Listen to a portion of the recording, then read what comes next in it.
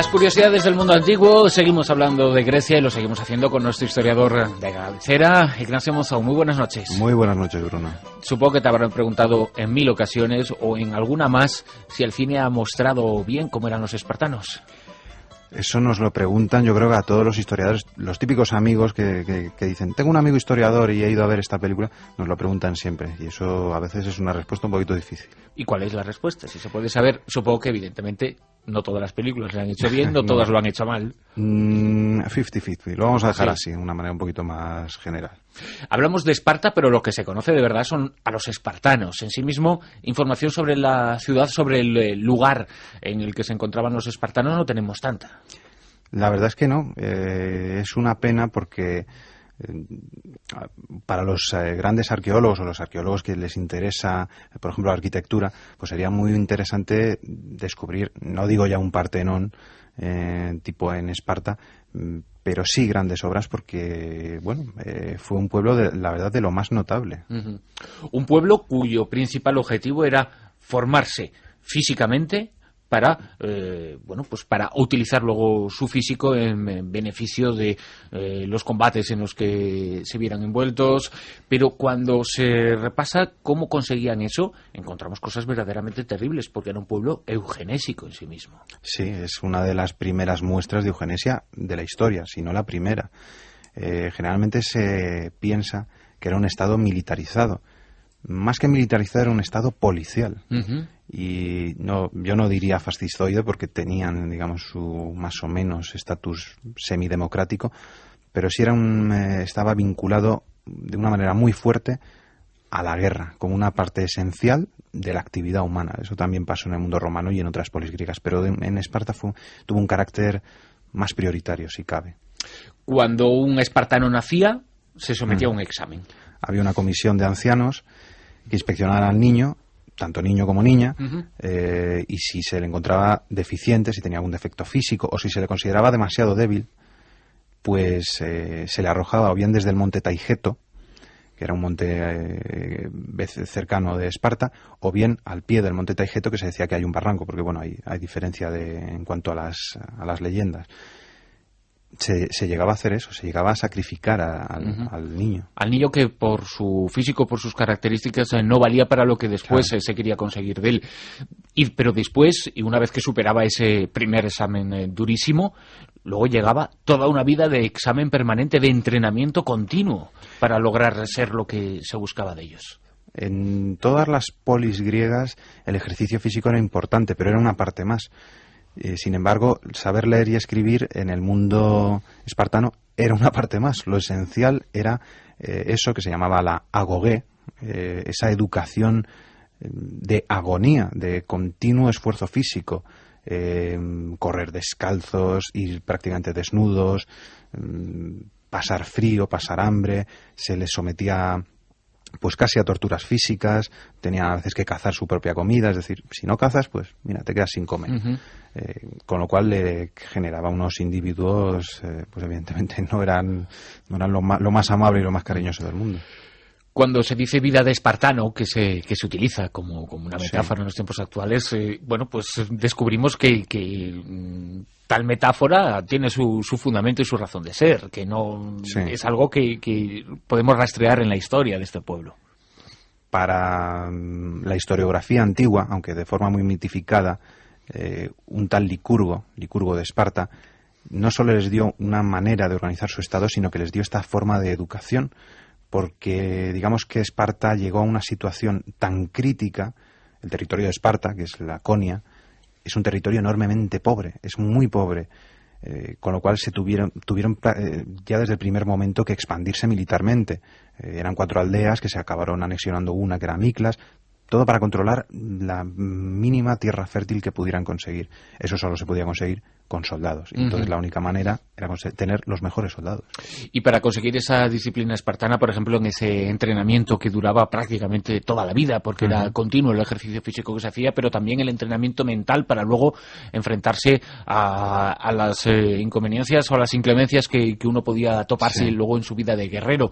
Bueno, pues comer aquello que únicamente se podía cazar o se podía conseguir con sus propias manos, vestirse una vez al año o con una ropa para todo el año, para un largo periodo de tiempo, y cuando llegaban a cierta edad, digamos que salían al mundo. Con 30 años ya eran adultos del todo, por así decirlo.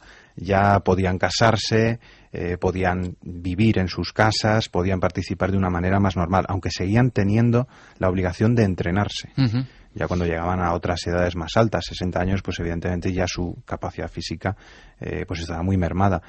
Pero nunca se desvinculaban del todo o bien de formarse o bien de formar a otros. Con 30 años ya había que formar a otros. Esa era la obligación, ya, digamos, transmitir todo lo que has aprendido. Y es válido y aplicable, como decías anteriormente, también para las mujeres que se sometían, no sé si a los mismos, pero también a duros ejercicios físicos. Claro, porque una característica del mundo griego es que unen lo irracional y lo racional, ya lo vimos la semana pasada.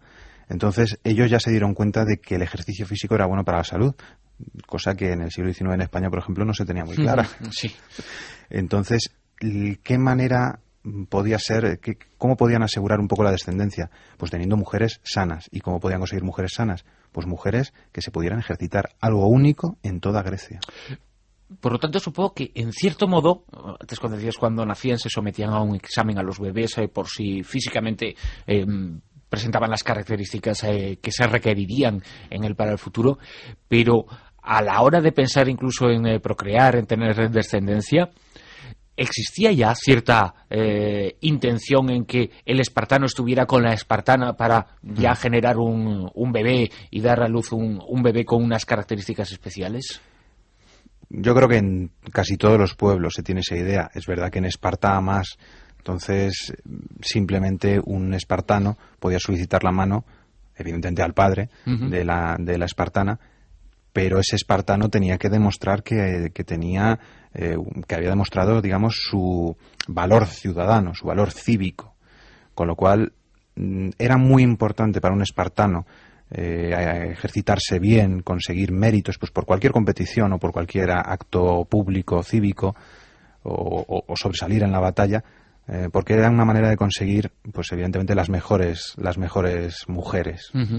Y respecto a la estructura política, porque una ciudad, un pueblo que se organizaba de esta forma, debería tener un Estado o un gobierno muy concreto y con una serie de pautas a seguir para que el pueblo las tomara en consideración, muy rígidas. Plutarco, que nos comenta precisamente que sobre Licurgo, pues no había ni un solo dato que no estuviera abierto a debate. Lo que sí parece cierto es que sentó las bases de lo que se fue la Gran Retra. Entonces sí dejó un Estado, yo no lo llamaría constitución, pero sí una estructura más o menos estatal o protoestatal que debió cambiar con el tiempo, pero muy poco, y donde todo el mundo, digamos, sabía dónde tenía que estar. Sus reyes, sus magistrados y su asamblea. O sea, un Estado que tenía las tres cosas, o las cuatro cosas: monarquía, aristocracia, tiranía y democracia. Es decir, los cuatro elementos, una cosa que en principio es incompatible. Y mucha vida en común, que era muy importante en los espartanos. Ellos mismos, bueno, generalmente en toda Grecia los que son iguales entre sí se llaman homoioi. Pero sí, ellos, incluso después de cumplir 30 años y casarse, tenían que hacer comidas en común, porque todos se reunían en grandes comedores públicos. Los hombres, estoy hablando de los hombres. Tenían que ir a entrenamientos comunes, tenían que hacer mucha vida en común, porque también, claro, tenían que generar un sentimiento de unidad, porque eso era importantísimo para la formación militar. Otro día, si quieres, hablamos de cómo luchaban, porque eso es fundamental para entender esa idiosincrasia. Y luego demostraron en la parte práctica que eran buenos guerreros, porque más allá de lo físico hay que emplear otras cosas en la batalla, claro. Pues la verdad es que los mejores tenían fama de haber sido los mejores guerreros prácticamente de todo el mundo clásico en Grecia. Los atenienses podían ser buenos, el batallón sagrado de Tebas era muy bueno, pero es que solamente la mención de Esparta, solamente ver ese escudo con la lambda mayúscula, causaba auténtico terror, y eso nos lo dicen las fuentes, en los enemigos. Y musculosos como el cine. ¿Tanto? Pues, supongo que sí, toda la vida ejercitándose. pues... Claro, en semanas anteriores nos contabas cómo Sí. ya el ejercicio físico, cómo los gimnasios existían en la antigua Grecia, que eran tipos en lo físico verdaderamente notables. Bueno, pues esto ya era el más de lo más, lógicamente. Sí, porque además no eran pues los cachitas que vemos en algunos gimnasios, Sí. que están como muy decorados, ¿no? Hacen sus abdominales, pero luego no saben hacer, digamos, nada. Estos es que estaban probados en el campo de batalla. Y estos, además de músculos, ejercitaban lo que tenían encima de la cabeza, me refiero a lo que tenían encima de los hombros, es decir, la cabeza, porque la semana que viene hablaremos de las bibliotecas, que es la otra faceta, ¿no? Más allá Sí. de los músculos. También consideraban esta parte, la cultura, era relevante en Esparta. Sí, lo que pasa que bastante menos que en Atenas. Atenas pues es famosa por los ciudadanos, por la ciudad misma, pero también por los ciudadanos que llegó a producir, militares, sí, pero escultores, pintores, filósofos. Esparta muy pocos. Licurgo es uno. Leónidas, por ejemplo, es otro gran rey, pero era un gran militar. No se destaca tanto su capacidad como estadista. Tienen un gran poeta que fue Tirteo, y la verdad es que fueron tan parcos en ese sentido que no hay grandes obras arquitectónicas, aunque sabemos que sí había algún tipo de pequeña escuela escultórica en Esparta. Había muy pocos trabajos permitidos, eso sí, entonces no había salida para muchas carreras, por así decirlo. Ignacio Monzón, hasta la próxima. Pues hasta la próxima, Bruno, encantado.